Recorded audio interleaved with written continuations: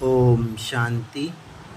आज बाबा ने कहा, बच्चे अब समय अनुसार स्वयं की चेकिंग करो कि हम कितने % निश्चिंत आत्मा बने हैं, अर्थात संतुष्ट मणि, अर्थात कोई कंप्लेन नहीं, कोई क्वेश्चन नहीं, कोई इच्छा नहीं, अर्थात माइनर सा भी यह तो होना ही चाहिए या यह सब ठीक हो जाए, अर्थात जिस हाल में भी हैं बिल्कुल संतुष्ट हैं, खुश हैं, उमंग उत्साह में हैं।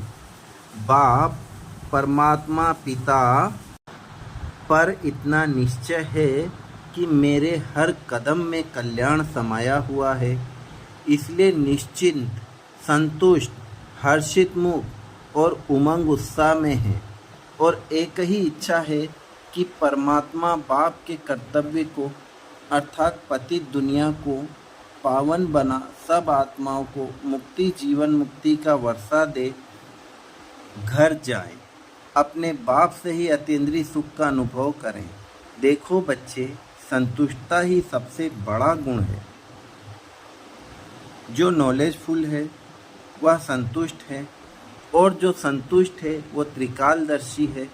जहाँ संतुष्टता है वहाँ धैर्यता, अंतर्मुखता, हर्षित मुक्ता, मधुरता, शीतलता, निर्भयता, निर्माणता आदि सारे गुण आ जाते हैं। जो अपनी सीट पर सेट है वो संतुष्ट है।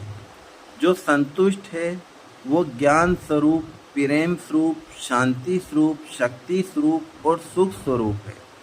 वो अचल, अडोल, एक रस, स्थिर, हल्का और बाप के समीप होगा।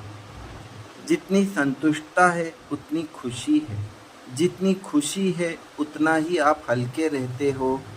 फिर जितना चाहे अपने सारे हिसाब किताब, चाहे तन के हैं चाहे मन के हैं,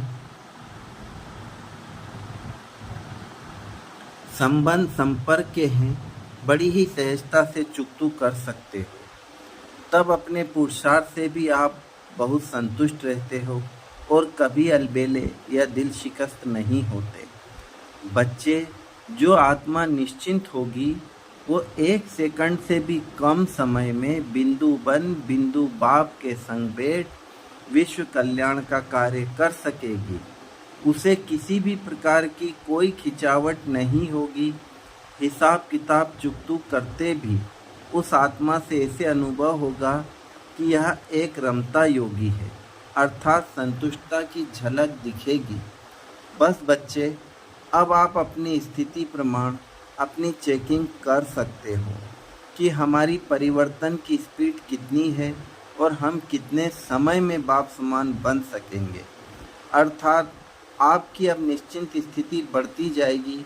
हर हाल में आप शिव बाप के साथ का अनुभव कर खुश और संतुष्ट रहोगे, और यह संतुष्ट रहने का पुरुषार्थ अर्थात अपनी जिम्मेदारी, सारे हिसाब किताब बाप को समर्पण करने का पुरुषार्थ ही आपको बाप समान बना देगा।